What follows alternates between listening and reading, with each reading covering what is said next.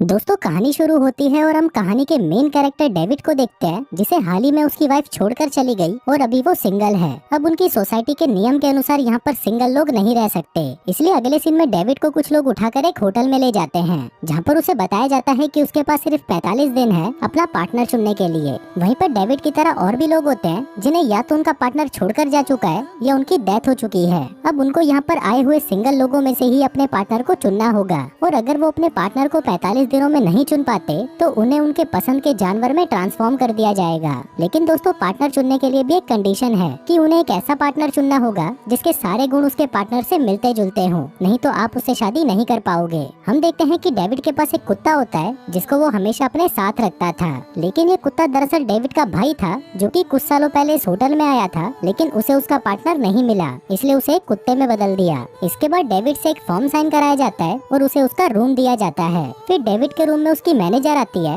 और उससे पूछती है कि अगर वो अपना पार्टनर नहीं ढूंढ पाया तो वो कौन सा जानवर बनना चाहेगा, जिस पर डेविड कहता है एक लॉबस्टर यानी केकड़ा, क्योंकि उनका जीवन 100 सालों से भी ज्यादा का होता है और डेविड को समुद्र में रहना भी बहुत पसंद था। इसके बाद मैनेजर उसे होटल में रहने के कुछ रूल्स बताती है, जैसे कि उसे उन्हीं के हिसाब से कपड़े पहनने होंगे और वहाँ पर वो सिर्फ लड़कियों से ही बात कर सकता है। इसके अलावा जब तक वो अपना पार्टनर नहीं चुन लेता वो कोई भी पार्टनर वाला गेम नहीं खेल सकता। और लास्ट और सबसे जरूरी बात कि वो खुद से अपने आप को संतुष्ट नहीं कर सकता। हाँ, पर होटल की नौकरानियों के साथ संबंध बना सकता है, लेकिन यहाँ की नौकरानियाँ भी काफी चालाक होती हैं। वो सिर्फ उनका सामान सहलाकर ही वहाँ से चली जाती हैं ताकि हवस से भरा हुआ आदमी अपना पूरा जोर लगाकर अपने पार्टनर को ढूंढने लग जाए। फिर अगले सीन में हम डेविड को लंच करते हुए देखते हैं, जहाँ पर वो दो आदमियों से मिलता है जिनका नाम रॉबर्ट और जॉन था, और ये लोग भी डेविड की तरह ही सिंगल थे और यहाँ पर अपना पार्टनर ढूंढने आए थे। फिर कुछ देर तक बातें करने के बाद वो तीनों काफी अच्छे दोस्त बन जाते हैं। इसके बाद हम देखते हैं कि उस होटल से कुछ लोग भाग भी गए थे क्योंकि उन्हें जानवर बनना पसंद नहीं था,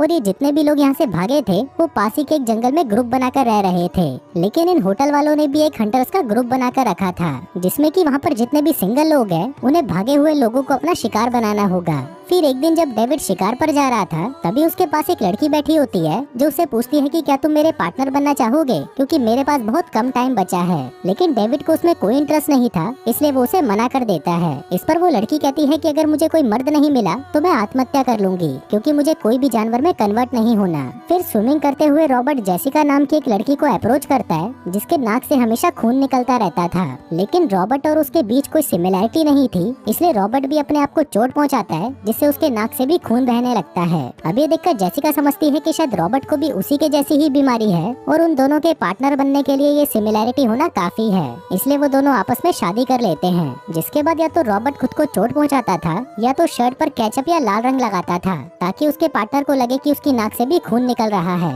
अब ऐसे ही काफी दिन बीत जाते हैं, लेकिन डेविड को उसके जैसा पार्टनर नहीं मिलता। फिर एक दिन उसकी मुलाकात रोजी नाम की एक लड़की से होती है जो कि बिल्कुल ही इमोशनलेस थी, मतलब अगर उसके सामने कोई मर भी रहा होगा तो रोजी को कोई फर्क नहीं पड़ने वाला।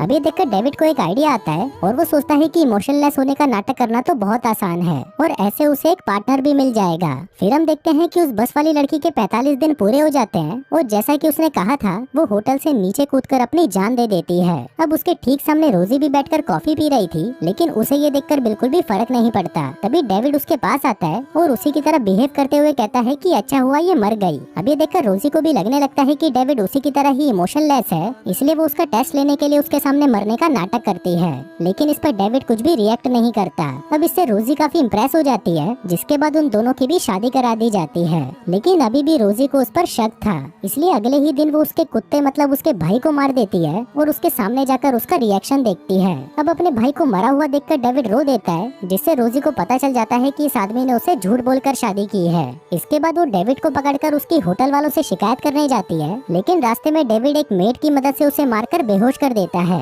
और फिर उसे ट्रांसफॉर्मेशन रूम में ले जाकर एक जानवर में बदल देता है। इसके बाद वो उस होटल से भाग जाता है और जंगल में जाकर वहाँ पर रहने वाले लोगों से मिलता है, जिसके बाद डेविड भी उन्हें ज्वाइन कर लेता है। फिर हम देखते हैं कि इस ग्रुप के भी कुछ नियम थे, जैसे कि इस ग्रुप के लोग आपस में कैसा भी प्यार या रिलेशनशिप नहीं रख सकते, और ऐसा करते हुए अगर कोई पकड़ा गया तो उस मर्द या औरत को मार दिया जाएगा। दरअसल मार्था को प्यार से बहुत नफरत थी और उसे लगता था कि प्यार सिर्फ दिखावा है। और दूसरा नियम ये था कि अगर लड़ाई के दौरान कोई भी साथी भी घायल हो जाता है तो उसे वहीं पर मरने छोड़ दो, क्योंकि अपनी जान बचाना ज्यादा इम्पोर्टेंट है। फिर मार्था डेविड से कहती है कि अगर तुम्हें ग्रुप में रहना है तो तुम्हें ये सारे रूल्स फॉलो करने होंगे, जिस पर डेविड भी राजी हो जाता है। फिर यहाँ पर हमें ये भी पता चलता है कि होटल में जिस मेड ने डेविड की मदद की थी वो भी इस ग्रुप से मिली हुई थी। दरअसल वो भी अपने पति से परेशान होकर उसको छोड़ना चाहती थी, लेकिन फिर वो सिंगल हो जाती और उसे एक पार्टनर चुनना पड़ता। इसलिए वो रोज अपने हस्बैंड को पागल बनाकर यहाँ पर आती थी और मार्था को होटल की सारी जानकारी देती थी।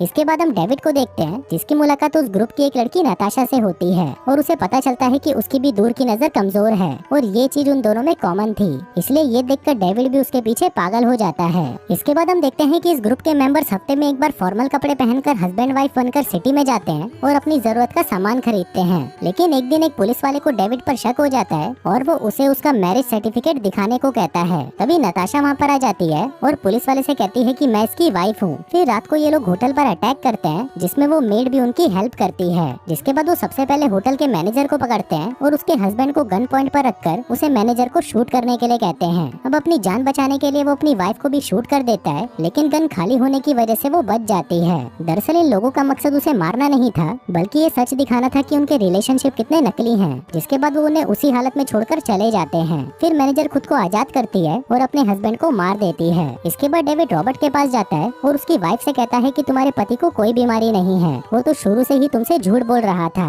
जो सुनकर उसकी वाइफ जेसिका बहुत ज्यादा अपसेट हो जाती है। इसके बाद वो सभी अपने कैंप में वापस आ जाते हैं और उसी रात वो मेड भी उनके ग्रुप में शामिल हो जाती है। अब जैसे जैसे टाइम बीतता है वैसे वैसे डेविड और नताशा एक दूसरे के और भी करीब आते जाते हैं और उनका ये रिश्ता प्यार में बदल जाता है। वो दोनों आपस में साइन लैंग्वेज में बात करते हैं ताकि ग्रुप के लोगों को उन पर शक ना हो। इसके अलावा वो दोनों बीच बीच में जंगल में जाकर एक दूसरे के साथ इंटीमेट भी होते थे। अब वो दोनों यहाँ से भागने के बारे में सोच रहे थे, लेकिन एक दिन अचानक मार्था को उनके रिलेशनशिप के बारे में पता चल जाता है, क्योंकि नताशा अपने इंटीमेट के स्कोर को अपनी डायरी में लिखा करती थी और वो डायरी मार्था को मिल जाती है। अब ये देखकर उसे बहुत गुस्सा आता है, मगर वो इसके बारे में उसे कुछ नहीं बताती। फिर एक दिन वो नताशा को डॉक्टर को दिखाने के बहाने हॉस्पिटल ले जाती है। वो उसे कहती है कि इस ऑपरेशन के बाद उसकी आंखें ठीक हो जाएंगी और उसे सब कुछ क्लियर दिखने लगेगा। लेकिन वो पागल डॉक्टर की मदद से उसे अंधी कर देती है ताकि डेविड के साथ उसकी कोई भी सिमिलैरिटी ना रहे। फिर एक दिन नताशा को इसके बारे में पता चल जाता है और वो बौखला जाती है, जिसके बाद वो मार्था के ऊपर हमला कर देती है, पर अंधी होने की वजह से वो मार्था की जगह उस मेड को मार देती है।